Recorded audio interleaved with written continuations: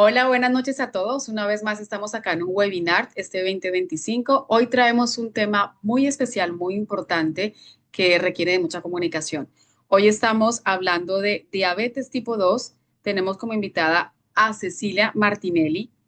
Cecilia es licenciada en nutrición, egresada de la Universidad de Buenos Aires, educadora certificada en diabetes IDF, integrante del Comité para la elaboración de las guías de tratamiento de diabetes tipo 2 del Ministerio de Salud, docente de grado de carrera de la nutrición en la Universidad de Belgrano, directora de la diplomatura en nutrición y diabetes de la Universidad de Buenos Aires, codirectora académica del curso de conteo de carbohidratos de NutriInfo, coordinadora del curso de la adiposopatía al síndrome cardiorreno. Si lo dije mal, me corregís, por favor. Reino hepato metagólico. Muchas Casi un gracias. trabalengua. Síndrome cardiorreno hepatometabólico. Así que, sin más preámbulo, vamos a dar la bienvenida a Cecilia. Gracias una vez más por estar aquí con nosotros y enseñarnos todo el tema de diabetes. Adelante, Cecilia.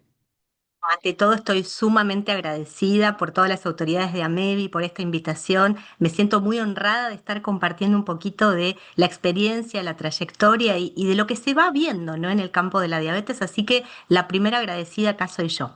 Bueno, voy a compartir pantalla porque traje mucho material y tengo miedo de que nos vayamos a las 10 de la noche. Bueno, entonces para empezar, mi intención es abrir un poquito la agenda, ¿no? ¿Qué es lo que vamos a tratar de estar conversando a lo largo de estos minutos que tenemos por delante? Primero y principal es, ¿cuándo empezamos con la prevención? ¿Cuándo me tengo que ocupar? Cuando la glucemia está alta, cuando veo signos de insulinoresistencia, cuando hay en la familia de esa persona antecedentes de diabetes tipo 2, ¿cuándo yo empiezo a preocuparme o a hacer intervenciones para lograr la prevención de la diabetes tipo 2? ¿Por qué es importante que tengamos intervenciones lo más precoz posible? Y también sobre qué factores de riesgo podemos o no podemos intervenir. Así que vamos a dar comienzo hablando un poquitito, también por supuesto voy a contar algunas estrategias, algunas más ortodoxas, algunas más creativas, que por eso también traje un poquito de experiencias personales que a mí personalmente me parecen muy importantes, muy relevantes y lindas para compartir porque pueden ser exponenciales y uno las puede implementar en otros lugares. Este es el mapa de la IDF, el Atlas, que nos habla un poquito, está publicado este año, muy nuevito, nos habla un poquito de la prevalencia total de la diabetes. En el mundo, al día de la fecha, tenemos más de 500 millones de personas que viven con diabetes. Y sabemos que de esa cantidad total de personas que viven con diabetes, más del 90% tienen diabetes tipo 2, que es la diabetes que podríamos llegar a intervenir en términos de prevención. ¿Cuál es la proyección? La proyección es que se incremente más de un 40% para el año 2050. Se proyecta que si seguimos en esta línea, con las tasas que tenemos de sedentarismo, de mala alimentación, de sobrepeso, de obesidad, es muy probable que tengamos más de 800 millones de casos de diabetes en el mundo. Con lo cual, me parece que tenemos que hacer intervenciones y esto es algo que nos debería preocupar realmente. No, Sabemos, estoy poniendo mucho la... me Esa va a ser parece que para... Perdón, hay alguien perdón, que voy a está. intentar. No hay Sí, les problema, no hay agradezco problema. que Ahí muteen el está. micrófono. Gracias. Adelante, La Cecilia. diabetes, perfecto. La diabetes tipo 2 sabemos que en el caso de que haya una carga genética muy potente y aparezca, vamos a tratar de que aparezca de manera muy tardía. Cuando nosotros hablamos de diabetes tipo 2 hace unos años decíamos, es la diabetes que aparece en la gente mayor, en los viejitos, y hoy por hoy estamos teniendo población pediátrica con diabetes tipo 2, adolescentes que ya tienen signos de insulinoresistencia y luego desarrollan una diabetes tipo 2 en edades muy tempranas. También sabemos que una diabetes tipo 2 que aparece en la adolescencia o en la juventud temprana tiene un desarrollo mucho más tórpido que cuando aparece en edades mucho más tardías. Por eso tenemos que trabajar fuertemente y ahora vamos a ver cuándo comenzamos con esa prevención. Por otra parte, un concepto nuevo que yo voy a desarrollar ya terminando la charla del día de hoy es el concepto de remisión de la diabetes. Yo en el año 2000 hice mi formación en diabetes en el Hospital de Clínicas con el doctor Zavala y él decía, cuando la persona tiene diabetes, cuando aparece el diagnóstico ya perdimos la batalla. ¿Y qué se decía? Que la diabetes era una enfermedad progresiva, crónica, incurable, como que todo iba a ser peor a partir del diagnóstico de la diabetes. Y hoy por hoy sabemos que si abordamos de manera intensiva en etapas tempranas, existe la posibilidad de remisión, pero es un concepto que no tiene más de 10 años. Así que vamos a ver cómo podemos hacer si es que llegamos tarde para ver si retrocedemos y logramos valores de glucemia más estables y protegemos la funcionalidad de la célula beta.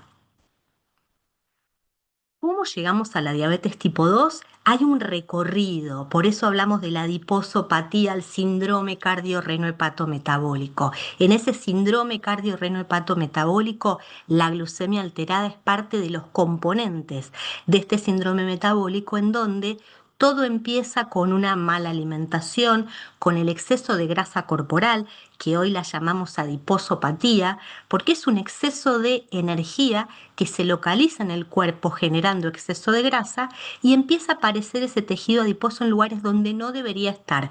Por ejemplo, lo que llamamos grasa ectópica en el hígado, en el páncreas, también puede estar de manera periférica en el corazón y esa grasa empieza a tener efectos proinflamatorios, pero además es lo que origina de alguna manera la insulinoresistencia. Entonces, los factores de riesgo más predominantes tienen que ver con el sedentarismo, que eso también impacta de manera directa sobre nuestra composición corporal.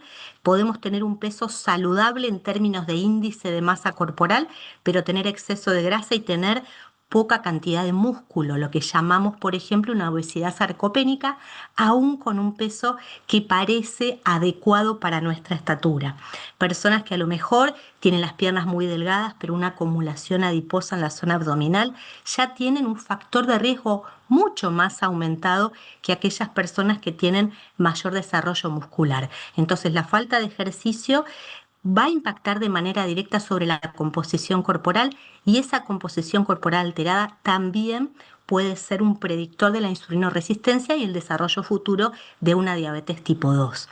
La alimentación poco saludable, muy rica en grasas saturadas, muy rica en alimentos ultraprocesados, en sodio, muy pobre en frutas, en verduras, en prebióticos y probióticos, en fibra, por ejemplo, en alimentos reales. Y después, por supuesto, no nos podemos olvidar que hay poblaciones que tienen una fuerte carga genética y ahí es donde tendríamos que intervenir también de manera más temprana y mucho más fuertemente, conociendo que esta genética puede ser también bastante complicada a la hora de hacer un abordaje. Este gráfico yo lo pongo siempre, se publicó hace poquito tiempo porque nos habla de cómo hay un continuo, cómo una persona sin factores de riesgo, con un peso saludable, una actividad física adecuada para esa edad y para ese momento biológico y una alimentación adecuada, si empieza a cometer excesos en su alimentación, si reduce el tiempo de actividad física, si genera gran acumulación de grasa en su cuerpo, empieza a acumular un tejido adiposo que pasa a ser disfuncional, su tolerancia a la glucosa también empieza a verse afectada y esto empieza a ser un continuo en donde si continuamos con esta mala alimentación, con este exceso de tejido adiposo y con una insulinoresistencia que nos va a llevar a que se deteriore la función de la célula beta, nos aumenta las probabilidades de desarrollar enfermedad cardiometabólica, no solamente la glucemia, también la hipertensión, también el hígado graso, también la dislipidemia y todo esto va a generar distintas afectaciones en los distintos órganos. Entonces, no pensar que la glucemia es una entidad, o la disglucemia es una entidad que se presenta de manera aislada o separada y que solamente el problema tiene que ver con el páncreas. Por eso me gusta mucho esto del síndrome cardiorreno hepatometabólico, porque nos habla de la integralidad de estos factores. Y acá sabemos que tanto la obesidad como la diabetes, este gráfico es muy lindo, se presentó en un trabajo del año 2023. Ambos tienen un componente y una susceptibilidad genética. En la diabetes tipo 2 sabemos que se empieza a alterar la función de la célula beta con esa susceptibilidad genética que puede también alterar la producción de insulina, la secreción de insulina. En el caso de las personas que presentan obesidad, que también pueden tener una cierta predisposición o susceptibilidad genética, se va a ver afectado su comportamiento alimentario, los sistemas de recompensa, va a haber también una alteración en la termogénesis, puede haber estrés oxidativo, inflamación de bajo grado y todo esto, por supuesto, cuando le ponemos un entorno con una microbiota disfuncional, cuando hay falta o mala calidad de sueño, cuando tenemos un desequilibrio energético porque hay un excedente calórico para nuestros requerimientos, cuando también presentamos un peso al nacer que puede ser alto o puede ser muy bajo, van de alguna manera a actuar como aceleradores en esta alteración de la masa funcional beta, que van a generar una disminución también en la insulinosensibilidad y todo esto contribuye a la hiperglucemia. O sea, hay muchos componentes que van de la mano y sabemos entonces que la obesidad amplifica el impacto de esta susceptibilidad genética. Algo que a mí me parece muy interesante, y ahora vi hace muy poquitos días un trabajo que habla no solamente de la mamá, porque siempre hablamos de el peso de la madre, las eh, tanto el peso previo al embarazo como la hiperglucemia que puede estar presente en el embarazo. O sea, la epigenética siempre la asociamos del lado materno. Bien, hace muy poquito se publicó un trabajo en donde también se habla de el peso del padre, cómo el peso del padre también impacta tanto a nivel genético como epigenético en el futuro de ese bebé. Sabemos que una mamá que tiene un índice de masa corporal elevado, una mayor ingesta calórica y tiene un aumento de peso excesivo versus lo esperado, se va a relacionar con diabetes gestacional, también con obesidad infantil y mayor prevalencia de diabetes tipo 2. Los estudios dicen que un niño nacido de una mamá con diabetes gestacional tiene en su edad adulta un 50% más de riesgo de desarrollar diabetes tipo 2. Son números, para mí, muy fuertes. Entonces, ¿qué es lo que pasa cuando el bebé está expuesto a la hiperglucemia? Cuanto más temprana es la hiperglucemia, mayores son los efectos en ese desarrollo del bebé. Y hay inclusive algunos estudios que nos hablan de cómo esa hiperglucemia puede alterar en el bebé los sistemas cerebrales de recompensa y hacer que ese niño en edades tempranas tenga más compulsividad alimentaria, tenga un comportamiento más compulsivo, con más necesidad de consumo de alimentos dulces, alimentos ricos en grasas y alimentos muy calóricos. Fíjense, impacta esa hiperglucemia en el cerebro del bebé y en esos sistemas de recompensa. Estamos hablando de antes del nacimiento. Entonces uno a veces se imagina que el problema es que le dieron una golosina a ese chico cuando era demasiado pequeño. Y acá nos estamos encontrando con que solo el hecho de que la mamá tenga hiperglucemias en semanas tempranas del embarazo ya puede afectar los sistemas de recompensa. Y este comportamiento alimentario que se va a afectar ya desde la niñez va a tener una incidencia en el peso en el largo plazo, en la adolescencia, en la edad adulta. Y sabemos que cuando los sistemas relacionados con la recompensa y el comportamiento alimentario están alterados, van a generar grandes problemáticas en ese niño y en el futuro también entonces de esta descendencia. O sea, tenemos mucho sobre esto. Un poco para resumir, sabemos que la exposición temprana a la hiperglucemia, recordemos que en la gestación, el primer trimestre suele ser de mucha insulinosensibilidad. Hay excepciones, si nos encontramos con una mamá que ya venía con una insulinoresistencia o una diabetes tipo 2, las primeras semanas ya pueden estar expuestas a hiperglucemia. No es lo más frecuente en la diabetes gestacional, que la hiperglucemia empieza a aparecer pasada la semana 23, 24 aproximadamente. Esta hiperglucemia puede alterar la programación de las vías cerebrales relacionadas con el apetito y con la recompensa, puede promover el desarrollo de la obesidad. El exceso de grasa corporal contribuye de manera directa a la insulinoresistencia, y esa insulinoresistencia sostenida en el tiempo es lo que produce la disfunción en la célula beta y nos lleva a la diabetes tipo 2. Una historia bastante catastrófica si la miramos de esta manera. Este es el estudio que les contaba, se publicó el 9 de julio, hace apenas unos días, y nos habla de la obesidad materna también como predictor en el desarrollo y en la prevalencia o la predisposición que puede tener ese niño a desarrollar en su edad adulta diabetes tipo 2 o en edades más tempranas. Hasta ahora el padre no había sido como foco de intervención. Decíamos, bueno, acá el tema es el ambiente gestacional. Parece que no, parece que el peso del padre puede tener efecto a nivel genético y epigenético, y por eso también lo tenemos que cuidar.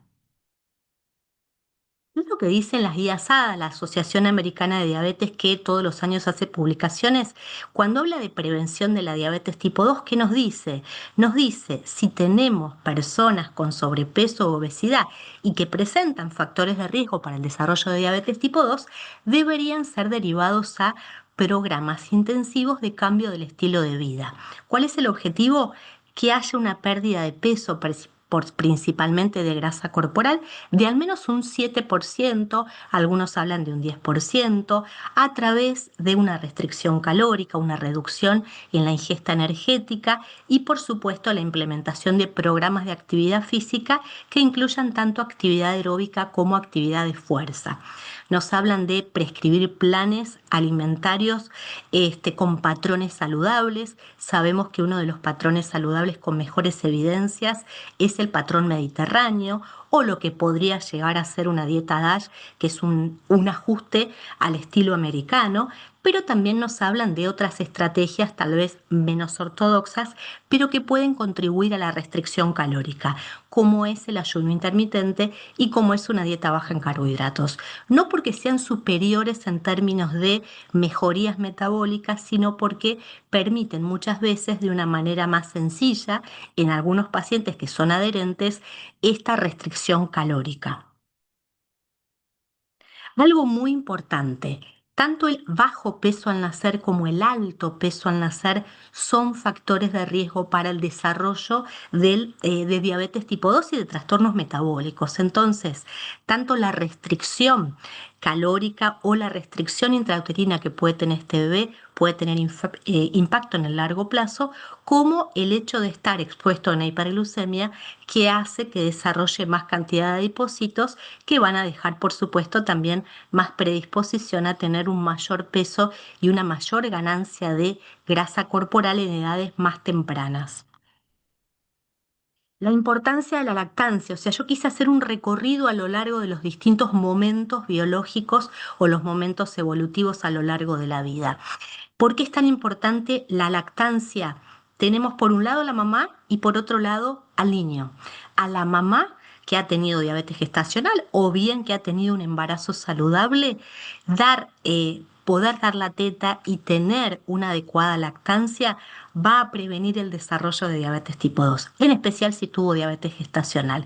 En el caso del niño, sabemos que el recibir leche materna lo va a proteger de la obesidad, del desarrollo de diabetes. Inclusive se habla de la posibilidad de reducir el riesgo de diabetes tipo 1.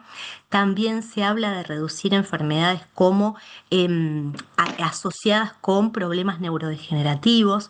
Por supuesto que tiene mucha acción a nivel inmunitario, pero es muy importante entender que tiene efectos en el corto plazo y también en el largo plazo. Entonces, una de las cosas más importantes que podemos hacer ya cuando el bebé nace es tratar de incorporar la lactancia materna preferentemente exclusiva hasta los 6 meses. Seguimos con el crecimiento.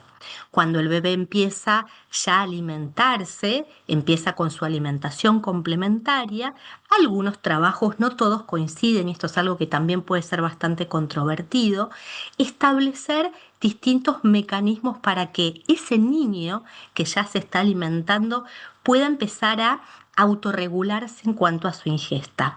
Por ejemplo, esta estrategia que es el baby led weaning, lo que hace es permitir que el niño reconozca, o sea, no le vamos a dar solamente papillas, le estamos permitiendo que ese niño empiece a reconocer diferentes texturas, que no tenga que comer hasta que se acabe el plato, sino que empiece también a tener más registro de la saciedad y se pueda detener, que pueda reconocer sabores, temperaturas, se favorezca la masticación y también por el hecho de tener diferentes texturas se contribuya en el desarrollo de la saciedad.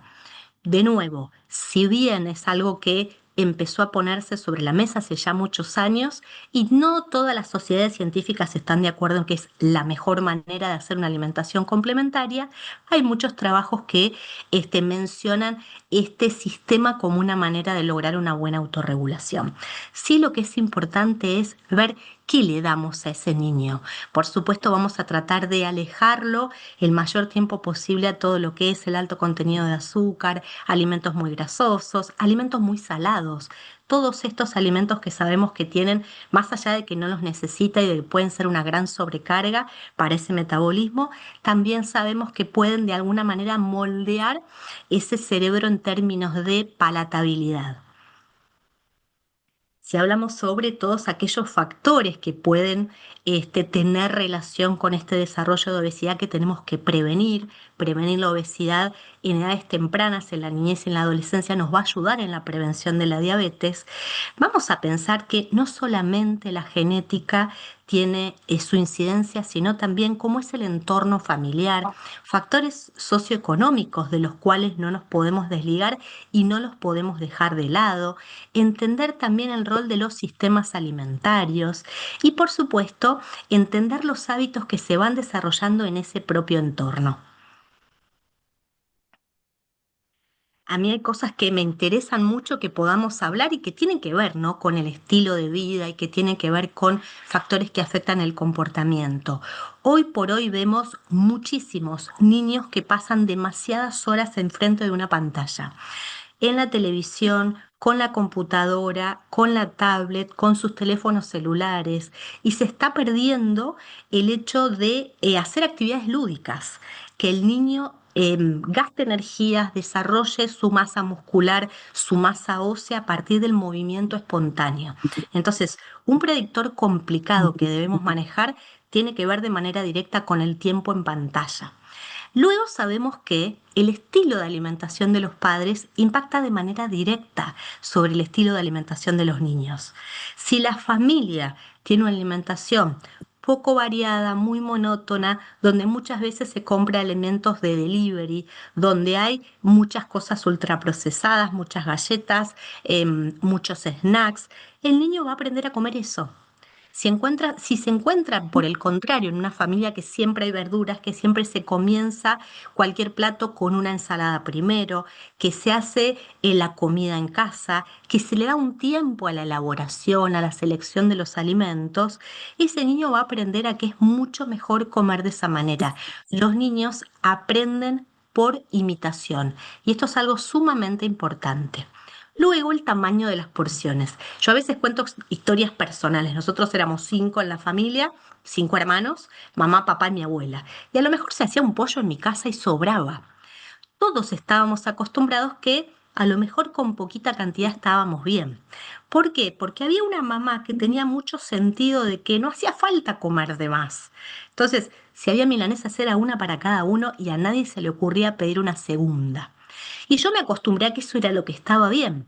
Y cuando iba a lo mejor a casas de amigas o de compañeritos de colegio, veía que comían el doble o el triple que yo.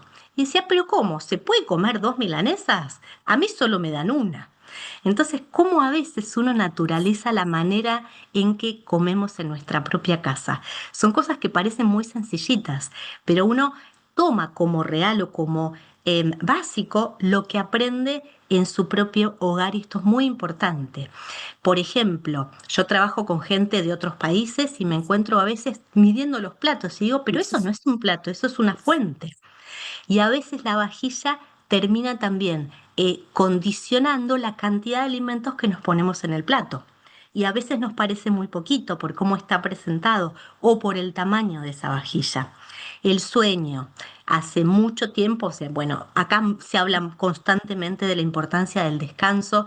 Sabemos que si no se logra tener un sueño reparador, una cantidad de horas suficiente de sueño puede ser también un predictor de desarrollo de adiposidad. Cuando dormimos, suprimimos la producción de grelina, esto nos ayuda a controlar mejor nuestro apetito, pero además estamos regulando más nuestros ciclos circadianos que son sumamente importantes. El estrés psicosocial se ha visto que puede ser también un factor de riesgo para el desarrollo de obesidad en etapas tempranas y también experiencias infantiles o experiencias en edades tempranas adversas. Se ha visto que hay casos de vulnerabilidad, abusos, que también pueden tener un impacto muy negativo sobre el comportamiento alimentario. El comer afuera, si uno come afuera muchas veces, donde los alimentos son más grasosos, más condimentados, hay más frituras, por ejemplo, también es un predictor de aumento de peso. Y sin dudas, el consumo de bebidas azucaradas también se ha visto que tiene un gran impacto sobre el peso de los niños. Hemos dicho que hay factores genéticos que pueden intervenir en el desarrollo de la obesidad. El riesgo prenatal, una mamá que tuvo entonces diabetes gestacional, va a hacer que ese niño tenga también más predisposición al desarrollo de obesidad en edades tempranas. El crecimiento, el peso a nacer y un incremento de peso durante la primera infancia muy aumentado puede promover un gran desarrollo de adipocitos que después nos va a dar más facilidad para el incremento de peso. Niños con neurodivergencias también tienen mayores dificultades a la hora de autorregularse, puede haber desórdenes endocrinos y también puede tener una afectación muy importante el uso temprano de antibióticos. Esto altera la microbiota y puede tener efectos a nivel de la salud metabólica. Solamente para dar un marco de referencia, recordar que siempre pensamos que uno sube de peso cuando come más de lo que necesita. Esta teoría del balance energético, que es la más conocida, es la más estudiada a lo largo del tiempo. Uno dice, bueno, esa energía que ingerimos tiene relación directa con nuestros mecanismos de hambre y saciedad, pero también están atravesadas por todos los factores psicosociales que van a intervenir de manera directa sobre nuestra conducta alimentaria. Y por otra parte, sabemos que nuestro gasto energético depende de nuestro metabolismo basal y ese metabolismo basal a su vez también va a estar afectado por nuestra composición corporal. Tener más cantidad de músculo que de grasa hace que tengamos un mejor metabolismo, pero por otra parte también es cierto que el metabolismo basal, que tiene que ver con lo que gastamos cuando estamos en reposo y no en movimiento, es lo que más calorías insume y poquito es lo que podemos sumar de actividad física, aunque si sumamos mucha actividad física espontánea y se nos suma la actividad física programada, podemos hacer también una gran diferencia. Por otra parte, sabemos que pensar que solamente se trata de calorías puede resultar un poquito como simplista. Y esta teoría viene un poco a complementar. No es algo que podamos decir es lo único que importa, pero sí algunos investigadores han empezado a pensar que cuando empezamos a consumir o cuando de manera sostenible y de manera como cotidiana consumimos una gran cantidad de alimentos de alto índice glucémico que se absorben muy rápidamente, que generan picos de insulina, que hace que nuestra glucosa entre rápido y luego también caiga de manera bastante estrepitosa, hace que generemos un ambiente que sea de alguna manera proclive a estimular la insulinoresistencia. alimentos con hidratos de carbono de rápida absorción que generan picos de glucemia, eso conlleva picos de insulina, cae rápidamente la glucosa, pero al tener grandes cantidades de insulina circulando, también promovemos este ambiente bioquímico que va a generar también más incremento del tejido adiposo y más predisposición a estar en un formato de guardado de energía, en especial cuando se lo asocia, por ejemplo, con el snackeo, el picoteo. Hay muchas personas que hacen una ingesta como a cada rato. Van consumiendo distintos tipos de alimentos, unas galletas, después como unas frutas secas. En general, el snackeo no suele ser de alimentos saludables justamente. Son cosas que aparecen de manera pequeña, muchas veces por aburrimiento, por ingestas que no son necesariamente por necesidad fisiológica, sino más una búsqueda de calma, de aplacar el aburrimiento, de activar sistemas de recompensa, pero sí sabemos entonces que no es lo mismo comer una determinada cantidad de calorías de alimentos saludables que estar constantemente promoviendo un consumo de alimentos de alto índice glucémico que tienen todo este impacto en la insulina y en nuestra sangre. Si uno analiza cuál es el patrón alimentario de los niños en este último tiempo, lo que hemos visto es que es excesivo el consumo de sodio y es excesivo el consumo de azúcar. Estamos como mínimo por encima al doble de lo recomendado. O sea, se consume más de un 100% de lo que deberíamos consumir en términos de sodio y en términos de azúcar. Si las recomendaciones dicen no pasarnos de un 10% del valor calórico total en azúcares, más o menos estamos en un consumo de 20% del valor calórico total. Es muchísimo. El estudio ELANS, que es un estudio multicéntrico que se hizo en 9 países de Latinoamérica, nos mostró ganadores. Argentina es uno de los países más consumidores de azúcar, y no solamente por el azúcar que uno le pone a una infusión, sino por el consumo de gaseosas, por el consumo de azúcar agregada a los alimentos.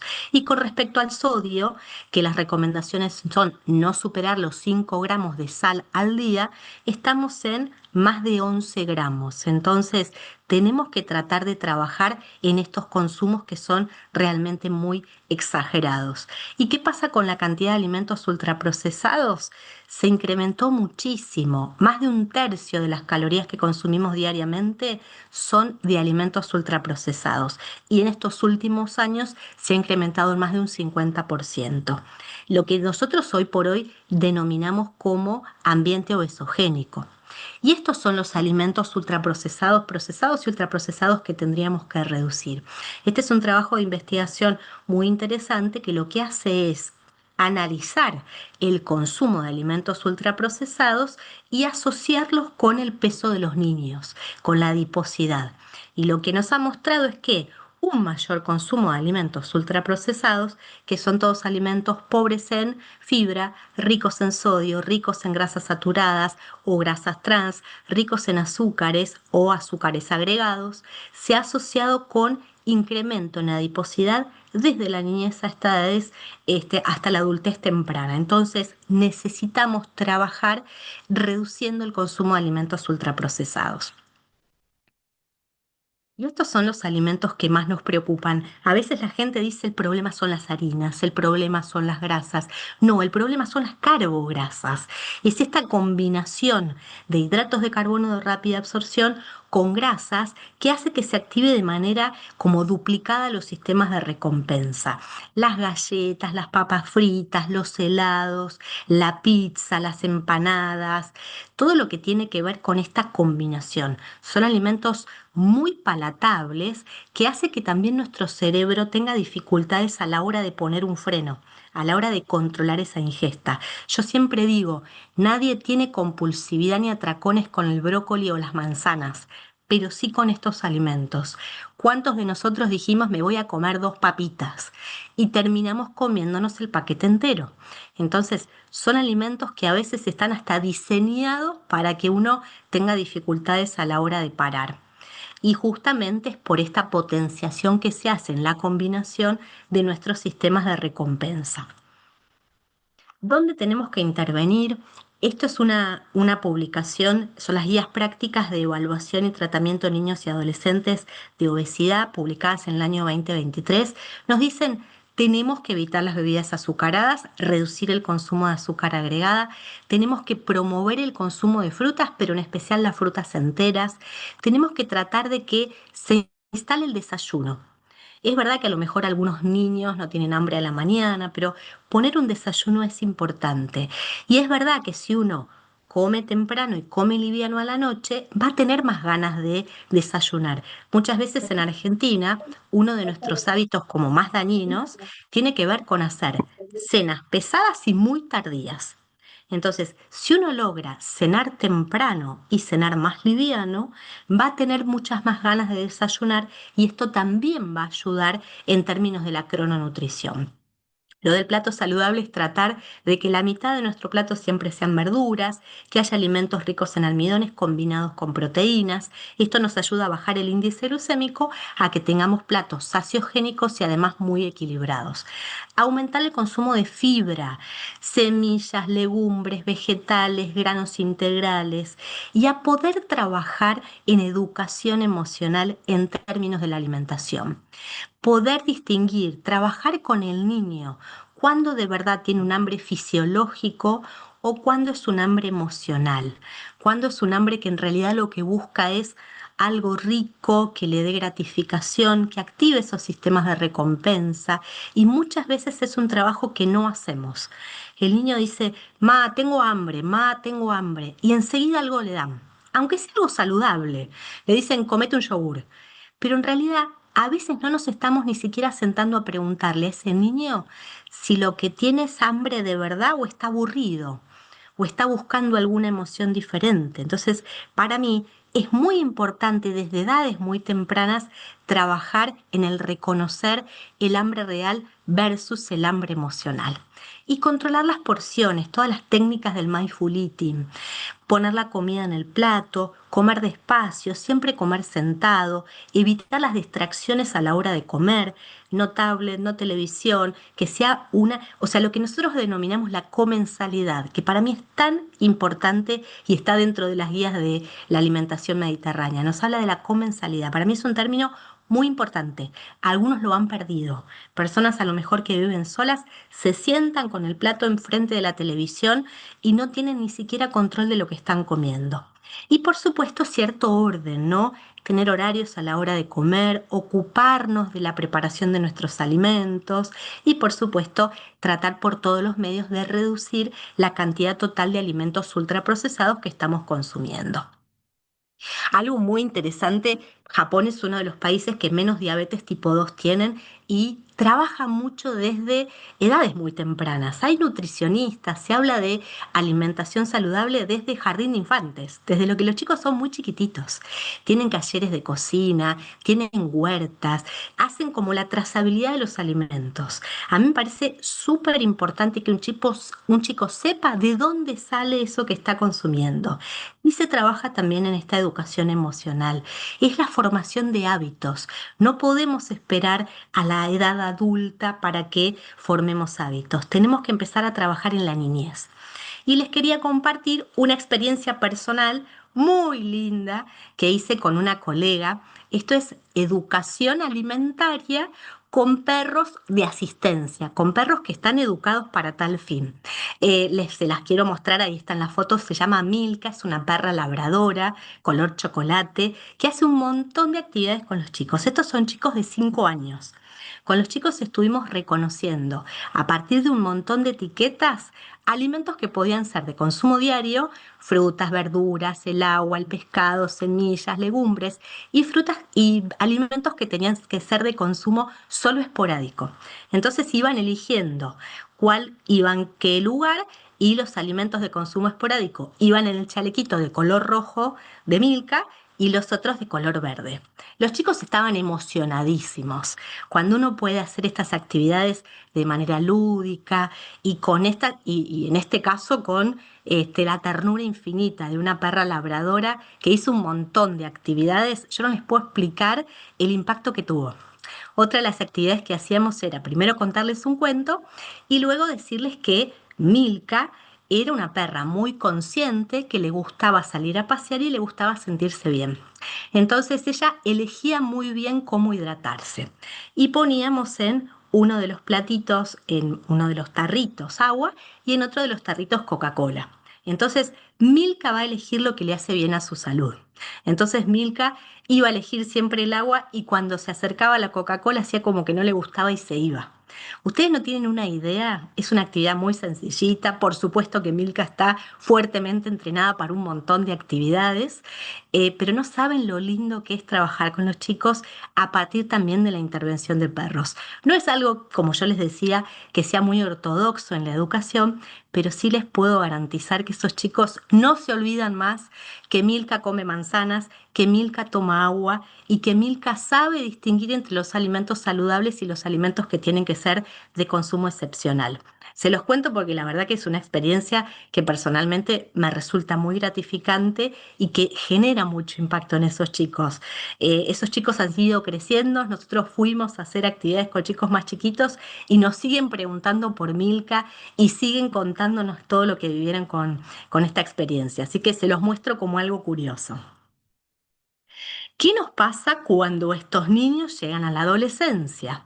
Se van a exponer mucho más a los alimentos ultraprocesados, empieza a aparecer el alcohol hace que tomen decisiones que no son las más adecuadas, no solamente en términos de salud, sino que muchas veces se exponen a situaciones de riesgo, empiezan a aparecer conflictos con la imagen corporal, muchas veces sabemos que más preferentemente en las mujeres empiezan a aparecer conductas restrictivas y estas conductas restrictivas que van a tener impacto directo en el comportamiento alimentario futuro son muchas veces negativas porque de una dieta muy restrictiva va a aparecer luego la compulsividad, va a haber luego una reganancia de peso, va a haber una afectación a nivel metabólico. Sabemos que las dietas restrictivas generan disminución en el metabolismo basal y en el largo plazo son muy dañinas. También los adolescentes tienen alteraciones en el patrón del sueño, en el patrón de descanso, y empiezan a ser entonces factores de riesgo que van a promover el desarrollo de adiposopatía, obesidad y diabetes tipo 2. ¿Qué pasa con el paso del tiempo? La gente tiene más obligaciones, menos tiempo para hacer actividad física, situaciones de muchísimo estrés. Y acá es donde el estrés empieza a generar también dificultades en términos de manejar la ingesta, en términos de elegir qué comemos. Hay cambios en la composición corporal relacionados con el paso del tiempo, pero también con la disminución en la actividad física. Y es donde tenemos que empezar a desarrollar distintas tipos de estrategias relacionadas con la modificación del comportamiento. Sabemos que más del 80% de los individuos comen más y de peor calidad cuando están expuestos a situaciones de estrés. Son muy poquitos los que comen menos porque están estresados. El 80% o más son los que alteran mucho su ingesta y en exceso justamente cuando están expuestos a situaciones que les resultan de difícil manejo. Entonces tenemos que pensar la importancia, como decíamos, por eso yo pondero tanto el rol de Silvana y de todos los profesionales de la salud mental en términos de aprender a gestionar la emoción para que no desencadene conductas en términos de salud indeseables. ¿Y dónde tenemos que intervenir? ¿Cuáles son las cosas que más nos alteran nuestra posibilidad de tener un peso saludable? Bueno, una vez se obsesiona con el tema del quiero comer y en general quiero comer cosas que no son muy saludables. ¿Qué pasa con quien tiene tendencia a ganar peso, a generar ganancia de su masa grasa? Va a haber en ciertas personas una hiperreactividad a las señales de comida. Entonces uno se encuentra en un ambiente de mucha exposición y le va a resultar dificultoso seguir haciendo lo que está haciendo y va a querer enseguida ir a comer. También sabemos que va a haber una disminución en la inhibición, porque uno puede decir, bueno, como algo y paro. Y las personas que tienen dificultades con el control de su peso corporal, esta inhibición muchas veces se encuentra alterada. las recompensas inmediatas. Yo me acuerdo siempre del estudio que se hizo del marshmallow, que tiene muchísimos años, donde se investigaba qué pasaba con esos niños, si podían esperar o no a que pasaran los minutos necesarios para que apareciera el segundo marshmallow. A mí me ha dejado muy impactada porque cuando se les hizo un seguimiento a esos niños, se vio que los que aprendían a gestionar ese tiempo de demora, luego tenían mejor rendimiento académico y mayor gestión de todo lo que le pasaba en la vida. Entonces es muy importante esto de aprender a postergar las gratificaciones. Es otra de las cosas que nosotros tenemos que trabajar en el día a día. Si tenemos la posibilidad de trabajar en equipo con profesionales de la salud mental es extraordinario, y si no, por lo menos tener presente que no solo se trata de contar calorías y de pensar en alimentos, sino de también entender, comprender y abordar estos comportamientos. Tenemos entonces que trabajar en el control de estímulos, en generar un ambiente protegido, necesitamos redes de apoyo, tenemos que aprender a que resuelvan los problemas. A veces la gente me dice, no tengo tiempo de cocinar sano. Entonces empezamos a implementar, así como estrategias del meal prep, que vos un día de la semana hagas la compra, otro día prepares tus alimentos, los frises, tengas en tu freezer porciones de alimentos saludables para que rápidamente puedas gestionar una alimentación sana sin volverte loca y sin que te demande demasiado tiempo. El automonitoreo, que la gente vaya viendo los cambios, los progresos, que los pueda anotar en algún lado, que pueda inclusive de un día para el otro hacer un registro de qué va a comer, dónde va a estar, que pueda planificar. Tiene mucho que ver la planificación con la posibilidad de llevar adelante distintos planes de alimentación y también con el prevenir las recaídas. Mucha gente empieza un plan alimentario con mucha energía, con mucha motivación, pero sabemos que no es a largo plazo. Entonces tenemos que trabajar en esto de hacer sostenibles los cambios de hábito y de tener estrategias que nos permiten, bueno, tuvimos un mal día, empezamos de nuevo. ¿Cómo hacemos para retomar el camino cuando las cosas se complicaron? Reafirmar los cambios y buscar distintas estrategias que nos permitan la reganancia de peso, porque muchas veces muchas personas logran bajar de peso, pero la mayor dificultad la presentan en el mantenimiento a largo plazo. Entonces, tenemos que ser conscientes de lo difícil que es el mantenimiento a largo plazo. Y algo que no mucha gente conoce, pero a mí me parece súper útil a la hora de abordar la adiposopatía en el consultorio, tiene que ver con fenotipificar. No todas las personas tienen el mismo fenotipo del comportamiento alimentario. Estos fenotipos nacen de los trabajos de Acosta en Estados Unidos, y nos dan un poco cuenta de que hay personas que tienen un comportamiento más hiperfágico, que son aquellas personas que necesitan comer cantidades abundantes. Hay personas que no tienen esta necesidad de comer mucho, pero sí tienen necesidad de comer rico, el comportamiento más hedónico. Buscan alimentos condimentados, sabrosos, el chocolatito, algo dulce después de comer. Hay otros perfiles o fenotipos que son más desorganizados. Son los que comen mal porque no planifican. Saltean comidas, después tienen más hambre. Entonces, entender qué fenotipos tenemos, hay encuestas validadas para poder fenotipificar e identificar. No solamente vamos a tener un fenotipo, a veces se nos pueden combinar. Podemos tener un perfil hiperfágico que se asocia con un desorganizado.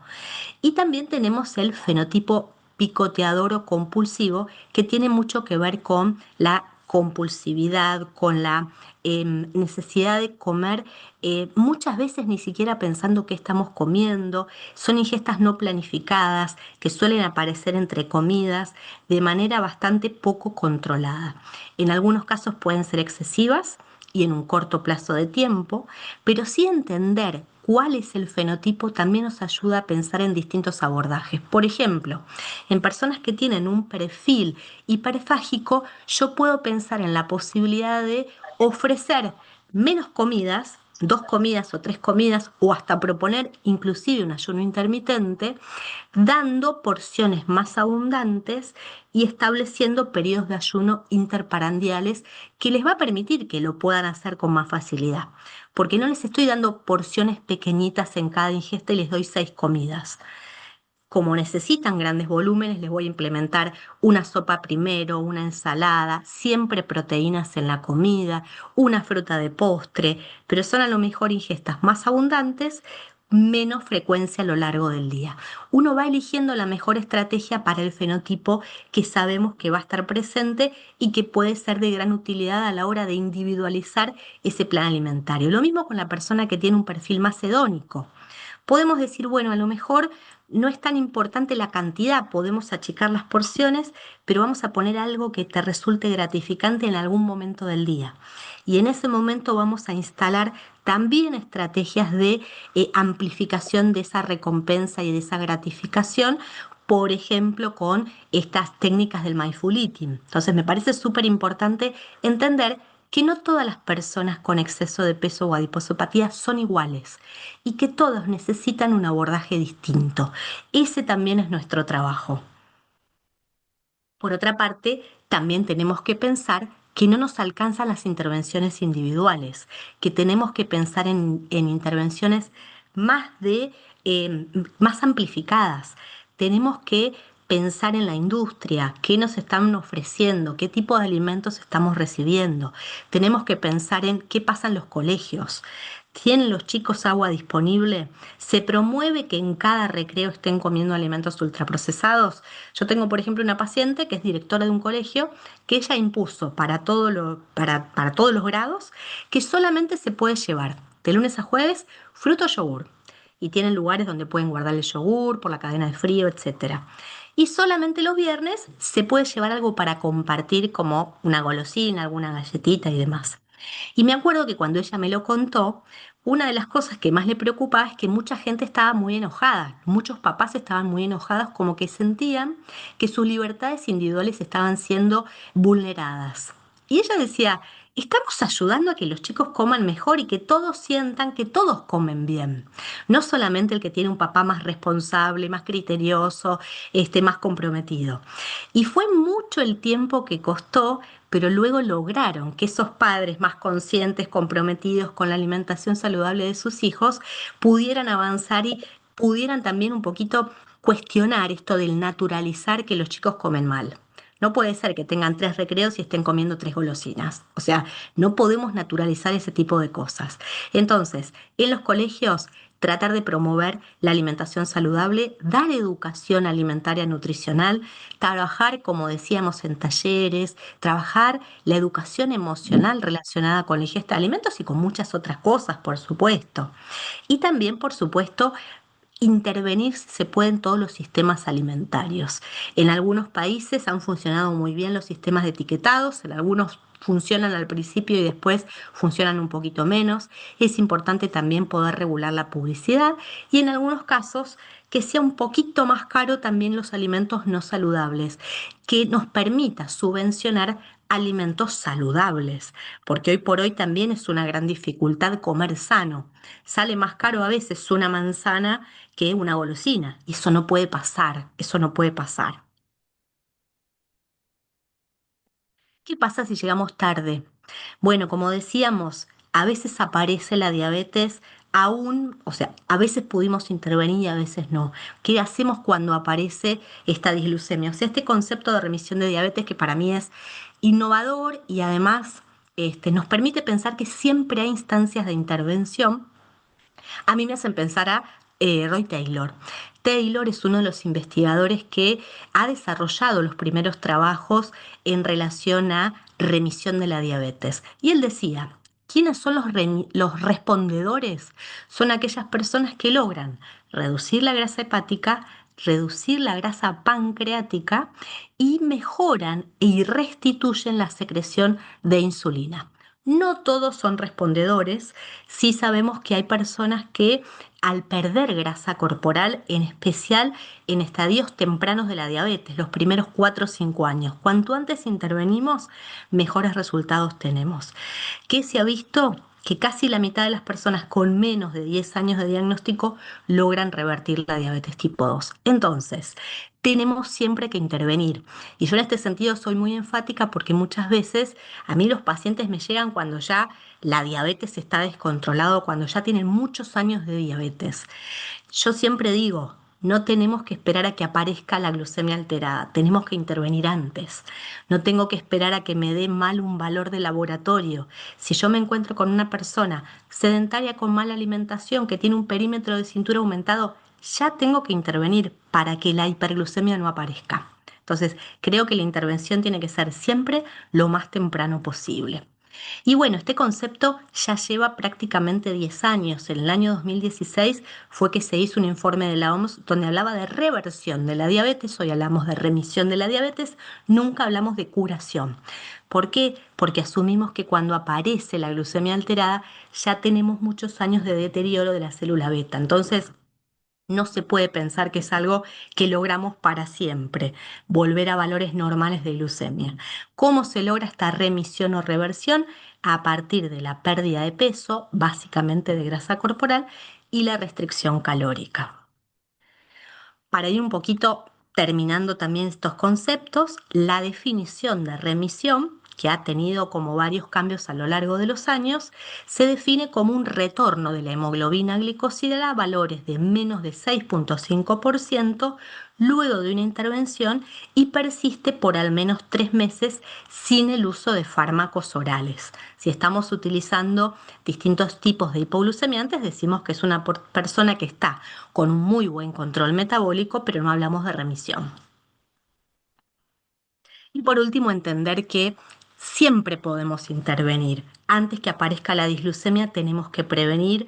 Cuando aparece el diagnóstico de la diabetes tipo 2, tenemos que tratar de que remita si se puede en los estadios más tempranos con intervenciones muy intensivas. Y en el caso de que no logremos esa remisión, siempre vamos a seguir trabajando para reducir la progresión. O sea, nunca es tarde para hacer algo. Y creo que ese es el mensaje más importante que yo quiero dejarles. Por último, mensaje final es, la prevención en diabetes comienza mucho antes de la concepción, desde la planificación, si se quiere, del embarazo. Atraviesa todos los momentos biológicos e incumbe todas las esferas sociales. Lograr evitar o retrasar el desarrollo de esta patología es una responsabilidad de todos. Bueno, muchas gracias por el tiempo, espero no haberme demorado tanto y sí tenemos un ratito de preguntas. Gracias, Cecilia. La verdad es un placer escuchar y aprender todo esto. Si quieres, vamos con algo de preguntas. Vamos levantando la mano o van escribiendo en el chat los que no pueden hablar. Yo tengo un montón, pero solo voy a clasificar dos. Hay mucho de lo tuyo, Silvana. Sí, gracias. Claro que sí, mande la mano. Siempre va de la mano. ¿Alguien tiene alguna pregunta en particular?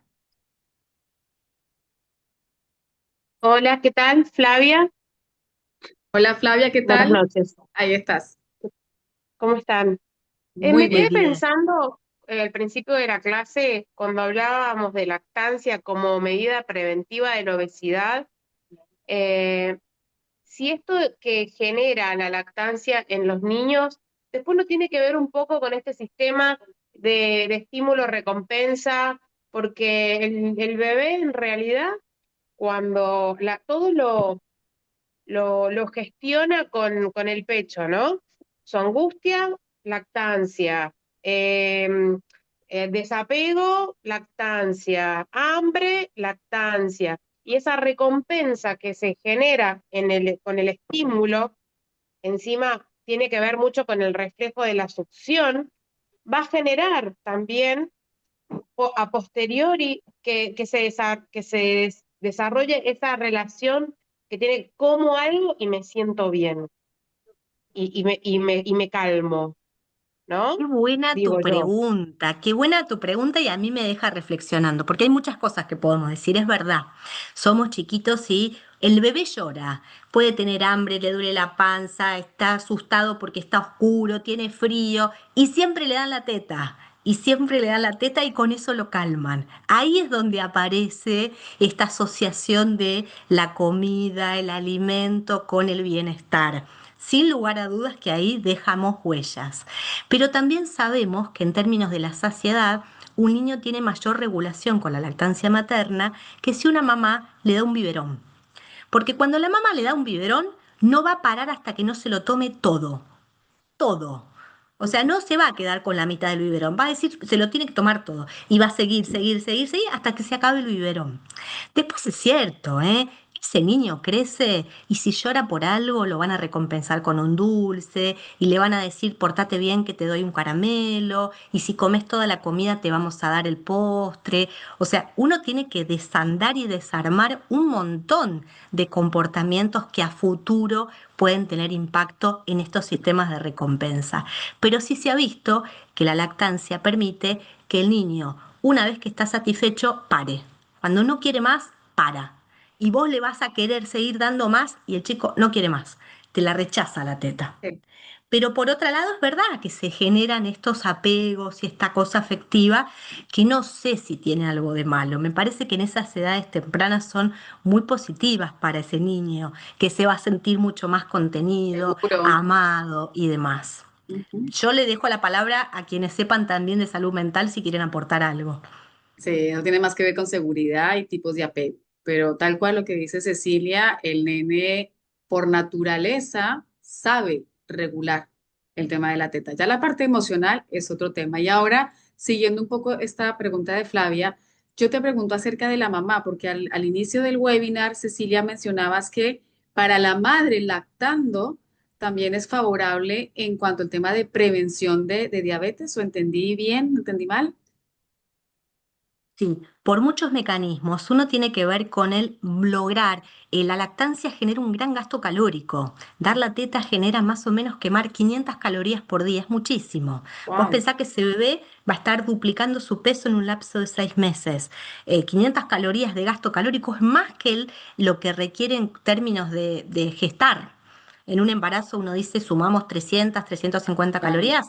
Dar la teta genera un gasto calórico de más de 500 calorías y Mira. permite que la mamá pueda empezar a utilizar su tejido adiposo de reserva. Todo el tejido femoroglúteo se utiliza también en ese momento. Mm, Entonces, mejora mucho la composición corporal de la mamá el dar la teta y el hecho de que pueda permitir la restitución de su peso previo al embarazo también la ayuda en la prevención de la diabetes tipo 2. Sumado a que mejora la insulinosensibilidad, hay muchísimas cosas mira. que son más a nivel metabólico. Yo tengo muchas pacientes, por ejemplo, con diabetes tipo 1, que vienen con una diabetes de tipo autoinmune y quedan Ujú. embarazadas. Los primeros estadios de la lactancia, cuando el bebé nace, baja su requerimiento muchísimo. Mira. Usan la mitad de la insulina que usaban antes de estar embarazadas. Es impresionante. Y Wow. en estos casos uno lo ve de una manera muy objetiva, cantidad de Claro. unidades de insulina que están utilizando. Entonces, para la mamá es fundamental y se ha visto que reduce mucho el riesgo de desarrollo de diabetes tipo 2, en especial si tuvo diabetes gestacional. Ok. Gracias. ¿Alguien más tiene alguna pregunta? ¿Alguna inquietud, dudas? El doctor Fabián García no tiene ninguna pregunta. Ceci, yo te voy a hacer, ¿cómo andás? Con Ceci nos conocemos, ¿cómo estás? Querida, compañeras de la facultad, hola ¿Verdad? Lili. Misma época. Bueno, un gusto siempre escucharte, me encanta. Placer. Ceci, no, yo te quería consultar también un poco de tu experiencia, cómo manejás situaciones, sobre todo en pediatría, con nenes de 7, 8, 9 años, que llegan, bueno, muchas veces con una indicación por parte del pediatra, eh, con mucha restricción, ¿no? Por esta insulinoresistencia que ya está presente, con la esteatosis hepática. eh, Porque, bueno, es también difícil, ¿no? El generar la educación que no sea una restricción extrema por la edad que tiene Supuesto. el nena, los papás o la mamá con mucha ansiedad también y esta idea dietante que muchas veces traemos los adultos, ¿no? Entonces, cómo no pecar en ser un tanto permisivos, lograr adhesión al cambio de conducta, ¿no? Pues es un gran desafío. Para mí no Y existe tener trabajar paciencia. solo con el niño, tenés que trabajar en familia. siempre tenés que trabajar en familia. Y yo voy poniendo como prioridades, vamos trabajando muy de a poquito, nos lleva tiempo. Entonces yo decía, si logramos que haya siempre una ensalada o que algo del plato tenga verduras, vas instalando, vas estableciendo distintas prioridades. Podés achicar el plato, que se sirva, que el plato en la mesa ya esté servido y que no esté la fuente, que se cocine lo Exacto. justo, porque el chico te va a decir, ma, me quedé con hambre, quiero más. Y ahí Mm, poder demorarlo. Espera un ratito que mamá termine. Cuando mamá termina, vemos si quedó algo más, pero espera un ratito que a lo mejor se te va a pasar. Entonces, exacto. trabajar mucho con los papás y en la Sí. familia. O sea, no existe que un chico coma una ensalada con atún y que los demás estén comiendo pizza. No. Se No, total- trabaja de manera global, con toda la familia. Se cocina totalmente. lo justo, tratás de que los chicos participen de la elección de los alimentos. Yo trato de Sí, que estén los hermanitos, los papás, y armamos un menú familiar. Entonces, muy bueno, bien. ¿a quién le gusta tal cosa? ¿Cuándo ponemos el pescado? Siempre tiene que haber una verdura. Bueno, ¿cuál te gusta? No tiene que gustar todas, pero siempre que haya una verdura. Hacer más atractiva la alimentación. Haces un plato de frutas, si vos le pones una manzana, no la come. Te dice, no, no quiero. Pero si vos les armás un plato de frutas en un lindo platito, o sea, tenés que ir buscando la manera de que todo vaya siendo algo más gratificante, que todos participen del proceso, trabajás la cantidad, trabajás la calidad, trabajás la postergación. Esto que yo decía del espera un ratito. Y trabajar esto del ¿estás seguro de que tenés hambre? A ver, ¿te hace un ruidito la panza? No, quiero algo rico. Ah, entonces no es hambre. ¿Y si hacemos otra cosa? ¿Y si ponemos música? ¿Y si nos vamos a leer un cuento? Entonces, corrernos de ese espacio, que la comida no es lo único. O sea, es un poco trabajar de manera mucho más interdisciplinaria, más integral, pero de verdad, para mí los conceptos desde la niñez de alimentación emocional, de hambre emocional y de hambre real, cuando vos empezás a trabajar con los chicos, es impresionante cómo enseguida te dicen, no, no, no, no era hambre, era que quería algo rico. Entonces ellos se dan cuenta. Y cuando te dicen, yo lo que quiero es algo rico porque estoy triste, estoy preocupado, estoy aburrido, buscas otra actividad. Es algo que no sea comida. ¿Qué podemos hacer que te guste? Ponemos una canción, vamos a buscar algo que nos guste, compartimos una actividad distinta. Entonces, me parece que es mucho lo que se puede ir trabajando, pero necesitas trabajar con los padres y con toda la familia. Es un trabajo súper artesanal y lleva mucho tiempo. Y yo no voy nunca por las cosas muy restrictivas. No, claro, porque sabemos, ¿no? Jamás. Que es un desencadenante, un TCA, o sea, que es un factor de riesgo. Ya el hecho de hacer una dieta es Por el eso principal tenés que trabajar con la desencadenante. mamá, porque muchas veces viene esa mamá con un comportamiento dietante que es observado. A mí me pasó una vez Exacto. con una paciente mía psicóloga que me vino con esta inquietud. Me dice, yo quiero bajar unos kilos, pero no quiero que mis hijos estén, em, que se sientan como reprimidos con la alimentación, que tengan un desarrollo del comportamiento alimentario alterado. Entonces empezamos a analizar, ¿no? Lo que estaba pasando. Y esto viene a raíz de que un día la ven a ella comiendo una ensalada con atún y los chicos habían pedido por delivery pizza. Entonces uno de los hijos le pregunta, Ma, ¿por qué vos no estás comiendo pizza y vos estás comiendo esa ensalada? Y la mamá, que no quería hablar de peso del cuerpo, de la dieta ni nada, le dijo, no, porque quiero comer un poquito más sano. Habló de salud y no habló de que del peso del cuerpo, de los kilos. Claro. ¿Qué responde Sí, sí, su sí, sí. hijo? Le dice, ¿cómo? ¿Lo que nos das a nosotros no es sano? Y fue un escándalo, ¿entendés? Es como, ah, vos comés sano y nosotros no, nos estás envenenando a nosotros. O sea, no le salió bien la jugada, ella lo hizo con las mejores intenciones y no le salió bien. Entonces, ¿cuál fue la siguiente actividad? Armemos un menú familiar. Ni vos tenés que comer la ensalada con atún, o sea, comete la pizza igual que ellos, pongamos una ensalada para todos y controlamos las porciones.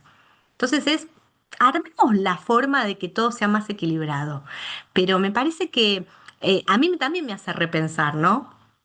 Sí, además también esto de trabajar mucho en comunicación con las otras especialidades, porque a mí Hablar. generalmente cuando me llega o derivado por la endocrinóloga infantil o el pediatra, que muchas veces tienen miradas más restrictivas, entonces nosotros que trabajamos más con la educación y entendemos lo que es el cambio de hábitos y eso en relación a la edad, es fuerte porque es como que de golpe, pero como esto puede, pero ¿qué hago en la pijamada? ¿Se tiene que llevar comida? Porque el pediatra dijo que no puede. O sea, como que constantemente también comunicarnos con las otras disciplinas, porque nos cuesta Totalmente mucho de nosotras acuerdo, mujeres poder totalmente de cambiar acuerdo. la mirada. Sí, ¿No? sí. Sí. Así que Para bueno, mí nada. hay que mucha paciencia y con mucha amorosidad hay que hacerlo. Sí, sí, Ceci, sí. perdón, ¿puedo agregar una cosita? Claro que sí, por Que, supuesto. que de hecho lo nombraste en parte de la charla, la actividad física de los niños, más allá de la Total, alimentación, que están todo el tiempo total. sentados y más en los recreos, están todo el tiempo o con teléfonos o ya no se los ve jugar, por ejemplo, en el patio. Entonces también como promover mucho el tema de la actividad en los niños, que de hecho si uno lee las guías, las guías de actividad física duplican las necesidades de los adultos. Increíble. Entonces era Importantísimo lo que simplemente estás diciendo, Maga. Gracias, gracias por el aporte. Importantísimo lo que estás diciendo. Total. Bueno, Ujú. creo que vamos a hacer un poco más ágil las preguntas. Acá voy a hablar un poquito del Yo chat. me demoro mucho. No, Tranquila, yo justo Cecilia. quería hacer Tal un vez aporte desde la pediatría, hola. Nosotros estamos como cambiando paradigmas también, ¿no? Porque estamos aprendiendo mucho a tratar las familias y no solamente a los pacientes. Y la nutrición es como el escaloncito de, de todo, ¿no? También tenemos que hablar del sueño, de cuántas horas duermen los chicos, cuánto tiempo están o no enfrente de pantallas, cómo comen. Este tema que a mí me pareció también súper interesante, la alimentación basada en plantas, cómo lo estamos, cada vez se está hablando más y está tratando, lo escuché en la conferencia de la Sociedad Argentina de Dermatología, porque también soy dermatopediatra. O sea, me viene llegando como de un montón de lugares información para cambiar la alimentación de la familia, no solamente del paciente pediátrico, no solamente del que viene a la consulta, sino de las familias. Y esto, como explicaba, de alimentar saludable y que los chicos pueden llevar a las pijamadas los lollipops de ganso que aprendí el otro día, que me pareció fabuloso.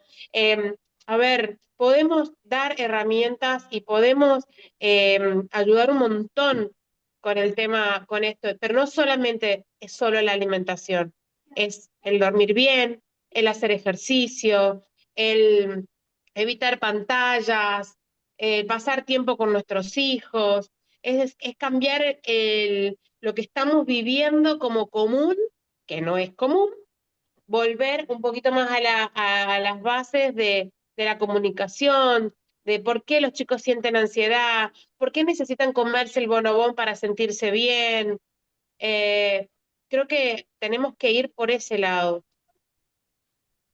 gracias, Flavia. Claro que sí, Flavia, de eso creo que nos encargamos en AMEVI todo el tiempo de promover el tema de la calidad de vida, del buen dormir, de la actividad física, de la buena alimentación, y eso es lo que constantemente estamos trabajando, particularmente aquí en AMEVI.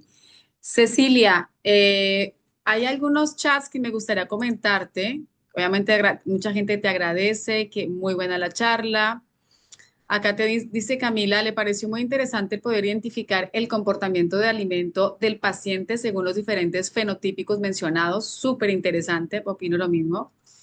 Luego María Celeste dice, en el desayuno, teniendo prediabetes, se puede desayunar frutos secos, no más porque a la mañana no tiene apetito. Ah, tal vez no sé si María Celeste o María del Mar, la que puso esto, frutos puede que secos. tenga diabetes. Sí, sí, por supuesto. Los frutos secos son muy ricos en fibra, tienen antioxidantes, tienen grasas muy cardiosaludables, se puede desayunar fruta. Las frutas tienen bajo índice glucémico. No tomes jugos de frutas, come la fruta entera. Pero sí, por supuesto, es una muy buena opción. Y Bien. después Carlos creo que nos Sí, pregunta, ¿es una alimentación? Es una pregunta más compleja. En general, hoy por hoy los alimentos, los fármacos que se usan en diabetes no suelen ser no aumentan el riesgo de hipoglucemia, salvo que estemos usando sulfonilureas. La metformina no causa riesgo de hipoglucemias, los de PP4 tampoco, las sincretinas o análogos de GLP-1 tampoco. Entonces, lo que tenemos que analizar siempre es por qué implementaríamos un ayuno intermitente. El ayuno intermitente nos va a ayudar a que haya una restricción calórica. No todas las personas responden bien al ayuno intermitente. Entonces, elegir bien a qué persona se lo vas a proponer, o a veces al revés, viene la persona queriendo hacer ayuno intermitente, registra si usa sulfonilurea, si usa insulina, no es una buena idea. Si usa el resto de los fármacos, de PP4, incretinas, en las incretinas tampoco, porque está tan afectado el apetito que un ayuno intermitente tampoco es una muy buena opción, porque aparte puede incrementar la pérdida de masa muscular. Pero con metformina sí podrías usarlo sin riesgo de hipoglucemias. Si hay algún doctor que quiere hacer algún aporte, bienvenido. Esto es desde la experiencia. Bueno, parece que no, no sé. A ver. Sí, Fabián. Fabián. Cecilia. Bueno, Sí, nada, te quería felicitar, me encantó la charla. gracias. Y nada, como pequeño comentario, dos cositas. Uno, que estuve escuchando en estos días todo un podcast larguísimo de un capo mundial en obesidad y qué sé yo, norteamericano, y es increíble que no tenía un punto de contacto con todo lo que nos acabas de decir. Es como que la visión allá es totalmente farmacológica y molecular. No hicieron una Claro. referencia a todas las cosas que nos acabas de enseñar y contar. Viste, es como Por eso yo me siento tan a impresionante. gusto cuando se habla de medicina del estilo de vida, porque no se arregla todo Totalmente. con fármacos. Totalmente, pero aparte es una visión, viste, totalmente molecular.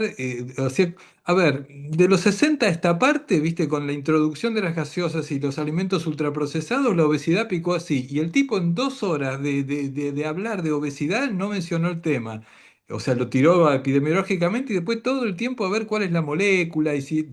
Nada, una locura. Así que felicitaciones, nos encantó. Este es el aporte que buscamos en Amevi, ¿no?